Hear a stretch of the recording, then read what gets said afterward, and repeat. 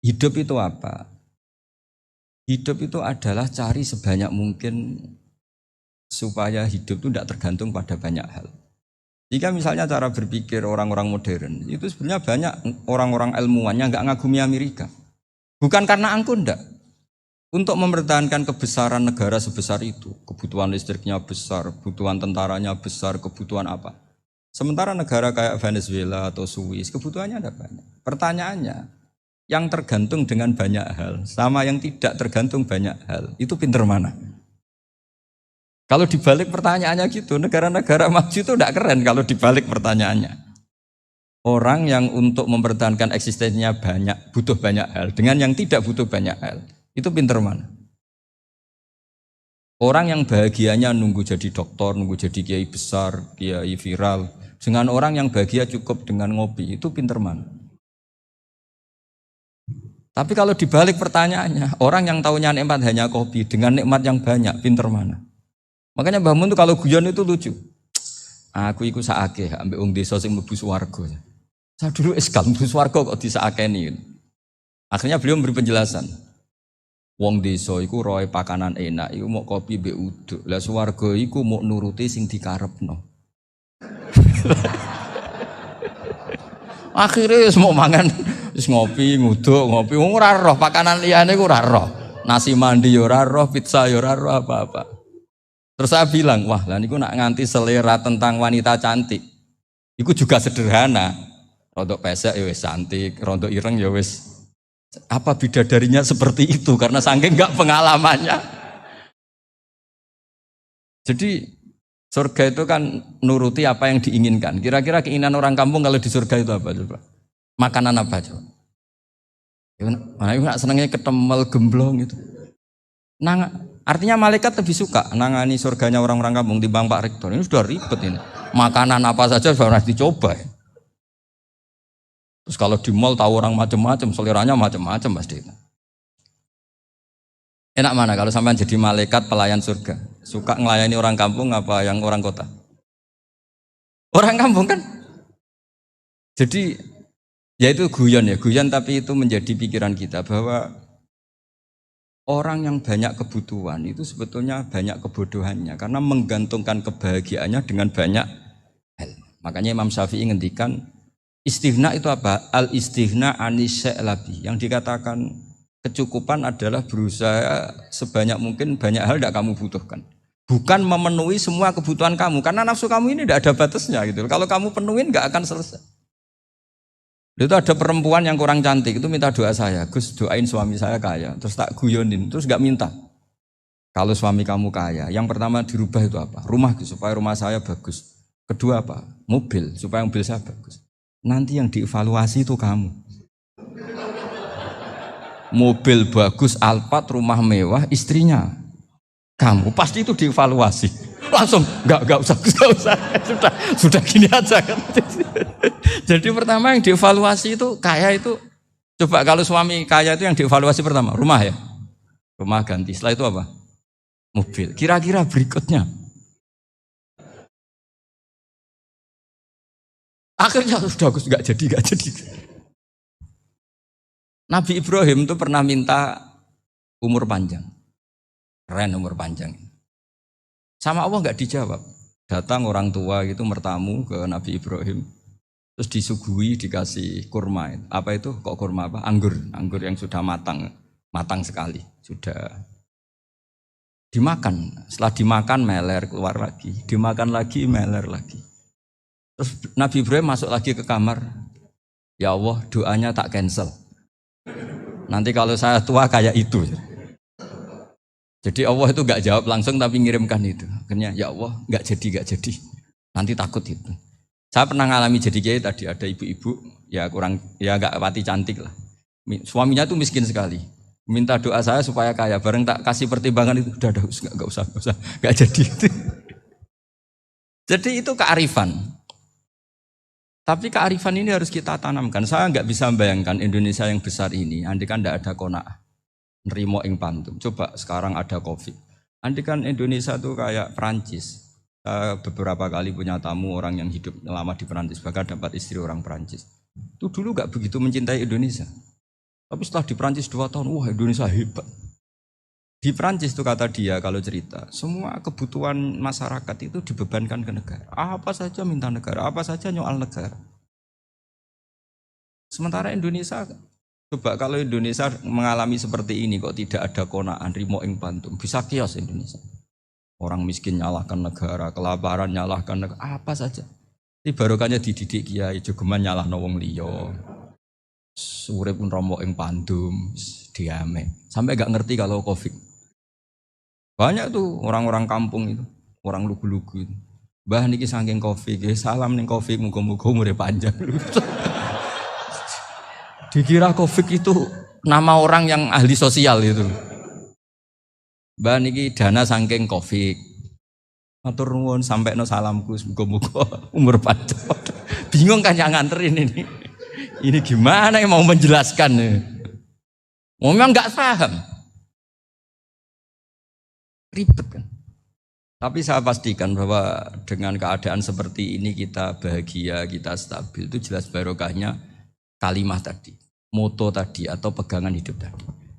Makanya disebut al-ibarat qutun li'ailatil mustami'in, bahwa redaksi atau kata-kata atau pegangan atau filosofi hidup, apalah namanya itu adalah penyemangat.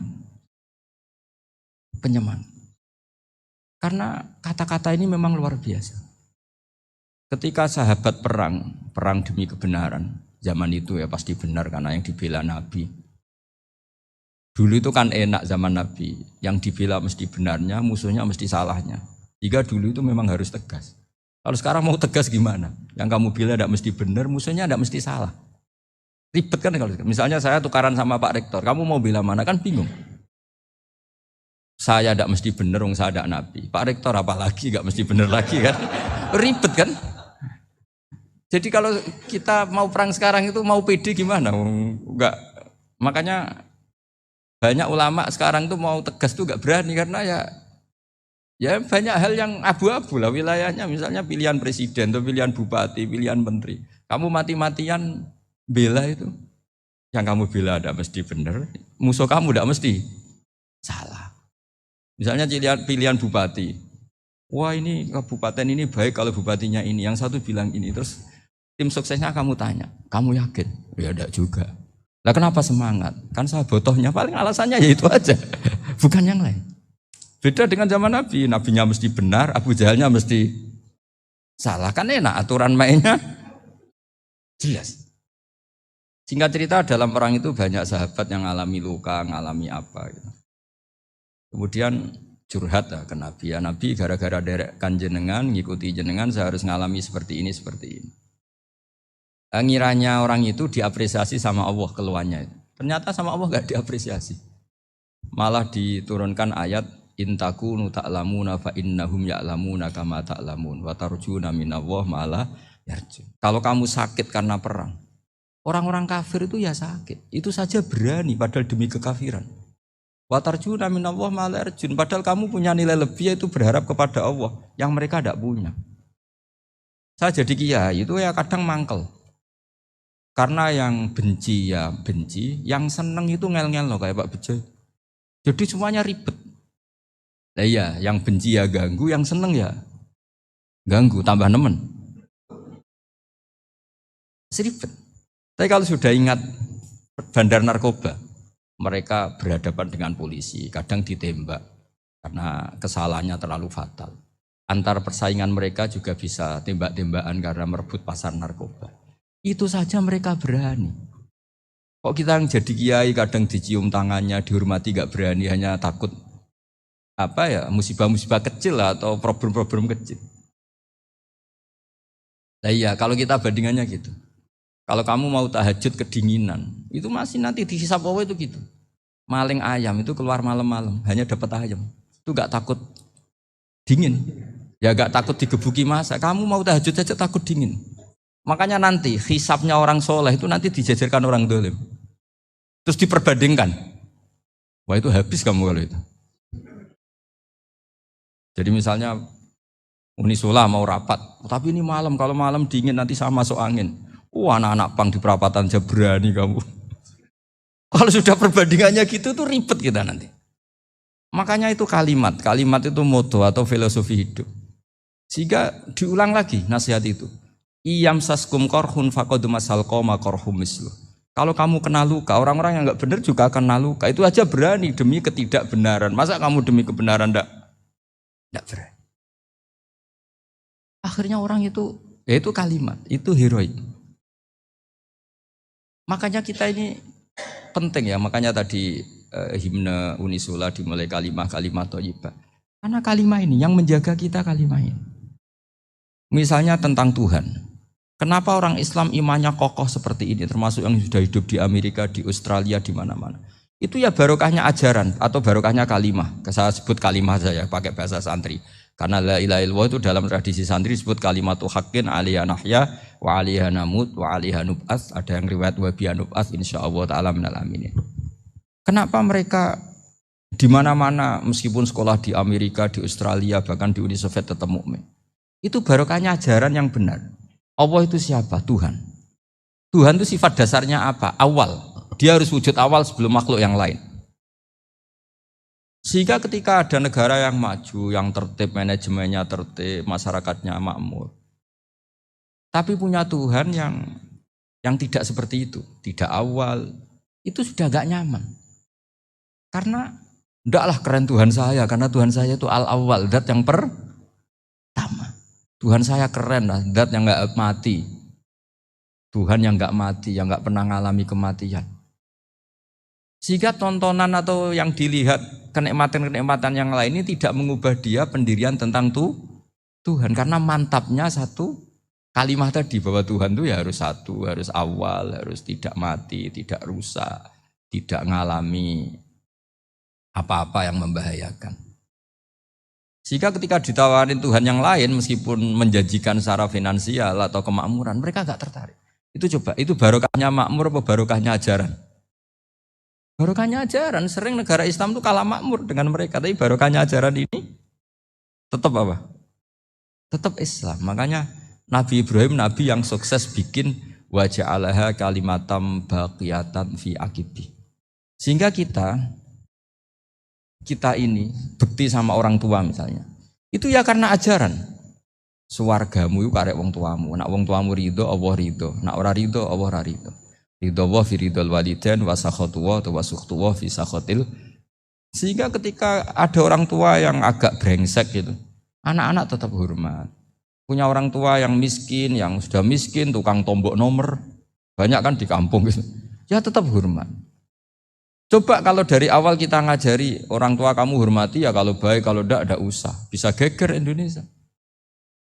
Tapi barokahnya ajaran-ajaran itu Indonesia tertib karena ada ajaran.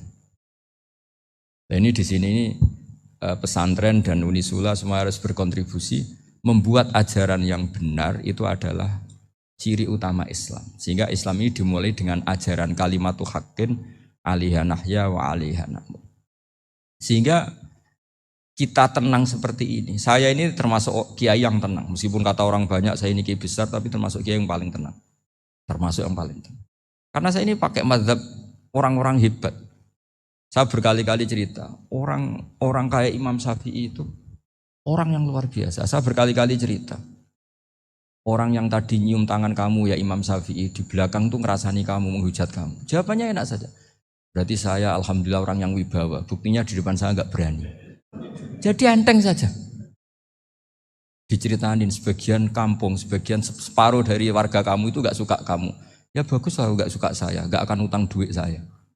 Di mana-mana orang utang itu karena teman dekat. Kalau enggak seneng pasti minimal enggak utang, enggak pinjam mobil, enggak pinjam apa. Berkah mana yang seneng sama yang gede. Jadi dianggap enteng saja. Semua yang dialamin dianggap enteng saja. Misalnya punya istri pemarah, ya baguslah marahin suami. Kalau marahin tonggo malah ribet. Jadi kamu harus terima kasih kalau dimarahin istri. Baguslah marahin saya mah, kalau marahin tonggo ribet. Jadi enteng saja. Tapi kita sekarang itu karena nafsu ya, sehingga menghadapi hidup ini ribet. Ulama dulu kalau mau mati itu senangnya bukan main. Sudah lama saya ini ingin gak maksiat. Kayaknya gak maksiat paling efektif itu mati. Ya tidak apa-apa Gusti, kalau sebaiknya mati ya mati aja. Enteng saja. Jadi melihat kematian itu akhir dari segala keburukan atau potensi keburukan. Apapun baik kita sekarang, suatu saat mungkin kita enggak baik. Yang bisa menghentikan ketidakbaikan atau potensi ketidakbaikan itu apa coba? Mati kan? Berarti mati itu mengerikan apa menyenangkan? Mesti kamu tidak berani menjawab. Meskipun secara ilmu kamu berani, tapi secara rasa agak berani kan? Saya ulang lagi ya, yang bisa menghentikan keburukan atau potensi keburukan itu apa coba? Apa? Kematian. Berarti kematian itu menyenangkan atau menyusahkan? Apapun kamu tidak berani jawab karena kamu agak-agak duniawi itu kelihatannya. Tapi secara ilmu, kamu tahu kan kalau mati itu tidak buruk-buruk banget. Karena apa? Itu akhir dari segala keburukan. Sehingga Nabi ngajarkan kalimat itu begitu luar biasa. Allahumma ahyini maka natil hayatu khairan li wa tawaffani maka natil wafatu khairan li. Nabi melihat dunia itu begitu indah. Ya Allah, kalau saya ini hidup, anggap saja hidup ini ziyadatan li fi kulli khairin, menjadi modal saya menambah segala kebaikan. Jika suatu saat saya mati, anggap mawon rohatan li min kulli syarrin, itu akhir dari segala keburukan saya. Subhanallah wa bihamdihi adada khalqihi wa ridha nafsihi wa zinata arsyihi wa adada kalimatihi. Subhanallah wa bihamdihi adada khalqihi wa ridha nafsihi